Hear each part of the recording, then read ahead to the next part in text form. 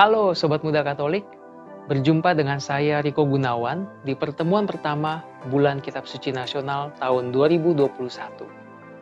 Tema BKSN tahun ini adalah Yesus Sahabat Seperjalanan Kita. Tema ini diangkat untuk menyapa Sobat Muda semua di tengah pandemi COVID-19 yang terjadi di seluruh dunia. Pandemi ini telah membatasi aktivitas kita sebagai kaum muda yang penuh semangat, energik, riang, dan suka hal-hal yang baru. Hal ini tentu saja menjadi pukulan yang berat bagi kita, karena kita terpaksa harus di rumah aja. Kita tidak bisa kumpul bareng, bercanda, dan bermain dengan teman-teman, baik di lingkungan sekolah maupun di rumah. Akibatnya, mungkin kita jadi lebih mudah marah, sedih, kecewa, cemas, murung, stres, bosan, bahkan juga dapat membuat kita menjadi putus asa. Nah, Sobat Muda Katolik, ketika berhadapan dengan dampak buruk pandemi COVID-19, sebagai kaum muda, kita perlu merenungkan sosok sahabat yang mengenal dan memahami diri kita. Kita membutuhkan sahabat yang dapat memberi dukungan ketika kita memerlukannya. Sahabat yang ada di saat kita menghadapi berbagai kesulitan. Dan yang membantu kita melihat segala sesuatu dengan lebih jernih. Bisa kita katakan bahwa sahabat adalah kunci untuk melewati masa sulit. Kenapa? Karena menghabiskan waktu bersama sahabat akan membuat hidup kita dipenuhi oleh pembicaraan yang menyenangkan dan canda tawa yang menghibur hati. Siapa sih sahabat sejati yang dapat menghibur kita di situasi seperti ini? Tentunya Tuhan Yesus. Kalau begitu, langsung aja yuk. Kita mulai pertemuan pertama BKSN ini dengan tema Yesus, sahabat bagi mereka yang putus asa.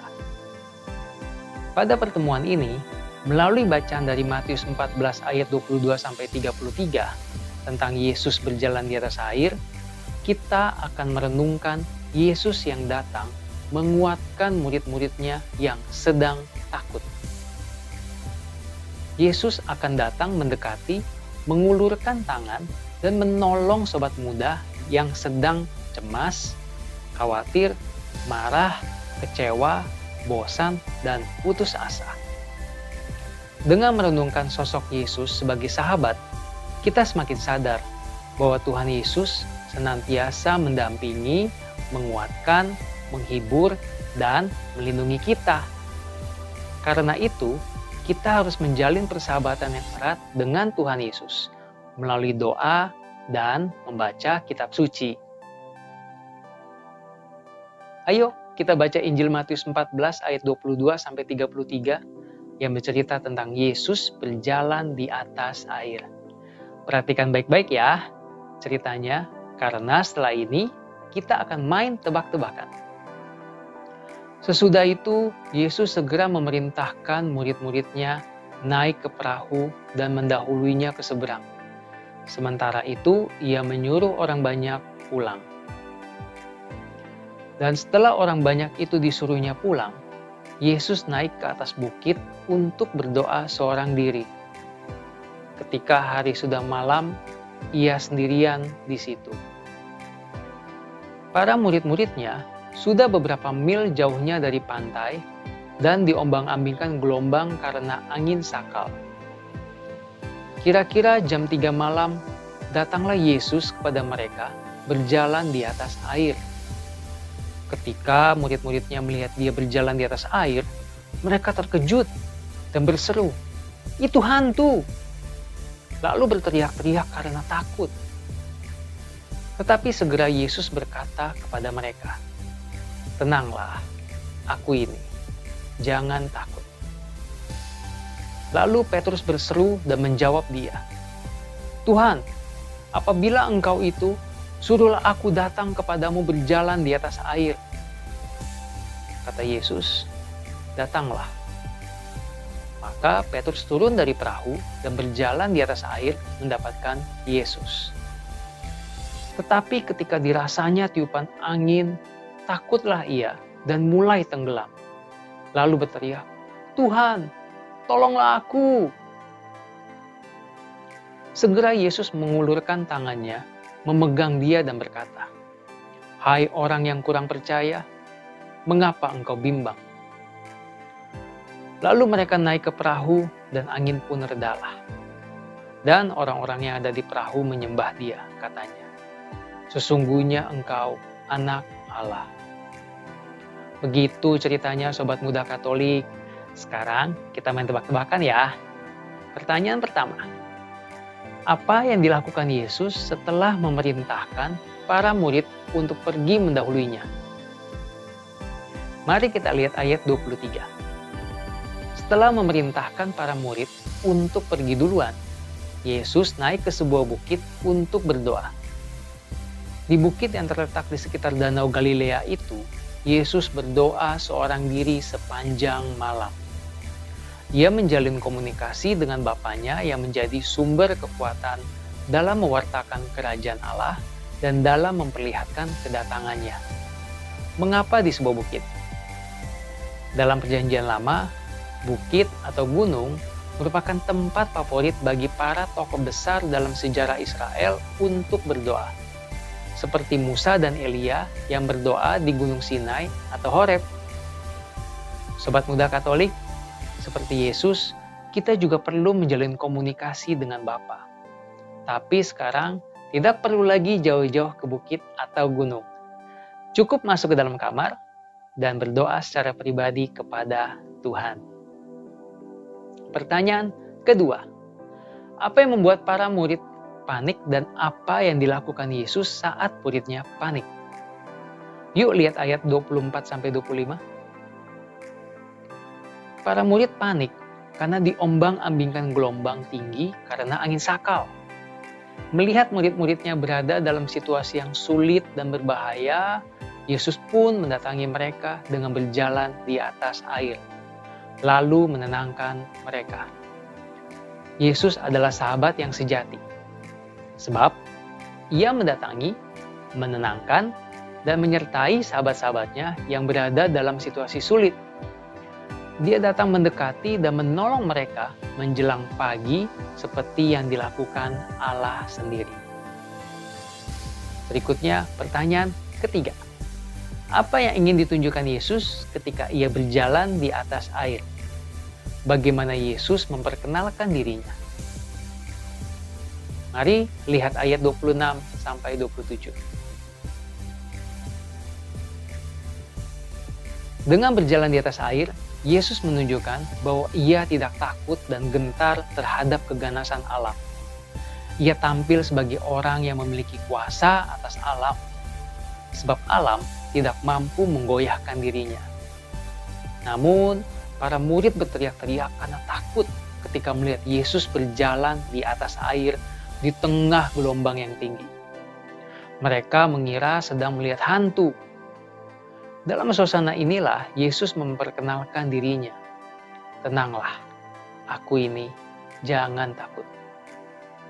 Dengan mengatakan aku ini, atau dalam pengertian luas, aku bersama kalian, aku beserta kalian, Yesus secara tidak langsung memberikan kekuatan bagi mereka yang sedang berada di tengah badai.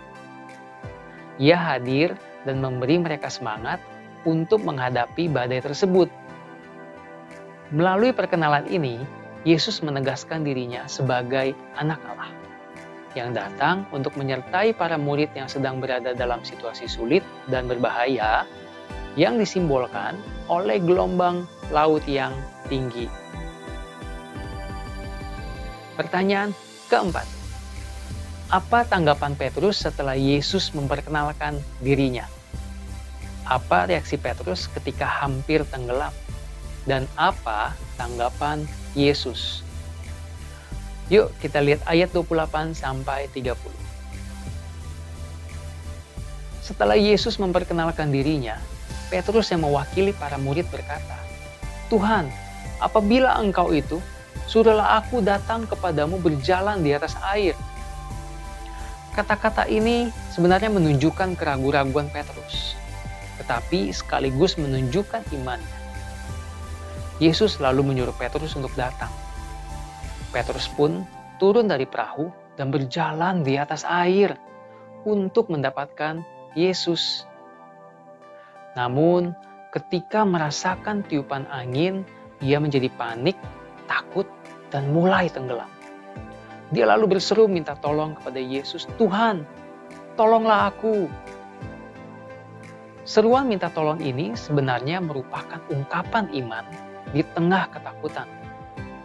Permohonan Petrus dikabulkan Yesus, yang lalu mengulurkan tangannya dan memegang muridnya itu supaya tidak semakin tenggelam. Sobat Muda Katolik, setelah mendengarkan penjelasan, saya mau mengajak sobat muda semua untuk men-sharingkan pengalaman pribadi. Persoalan dan kesulitan apakah yang pernah aku alami dan yang membuat aku marah serta kecewa kepada teman, orang tua, dan Tuhan? Kecewa karena apa yang kita inginkan tidak tercapai, atau kecewa karena sudah berusaha tapi ternyata gagal. Apakah aku berani berteriak seperti Petrus, "Tuhan, tolonglah aku," dan membiarkan Tuhan mengulurkan tangannya untuk membantuku? Pernahkah aku berdoa kepada Tuhan di saat seperti itu? Atau membaca kitab suci untuk meneguhkan iman? Siapakah yang menjadi tangan Tuhan untuk menolongku ketika aku cemas, khawatir, kecewa, marah, dan putus asa? Mungkin ada teman yang datang menghibur atau orang tua yang menasihati. Sobat Muda Katolik, sebagai aksi nyata, yuk kita buat Wall of Hope. Siapkan media untuk menulis. Bisa berupa karton, buku, papan tulis kecil, atau media tulis lainnya. Kemudian sobat muda, bukalah kitab suci dan carilah 7 kutipan atau ayat dalam kitab suci yang mencerminkan dan memberikan harapan. Lalu, tulis kutipan atau ayat yang sudah ditemukan di kertas karton, buku, atau papan tulis kecil tersebut. Sobat muda bisa membuatnya masing-masing secara menarik dan kreatif. Jadikan itu inspirasi rohani harian kalian ya dalam sepekan. Semoga dengan pertemuan BKSN yang pertama ini, sobat muda dapat meneladani Yesus, menjadi sahabat bagi mereka yang putus asa. Selamat mencoba, Tuhan memberkati. Yeah.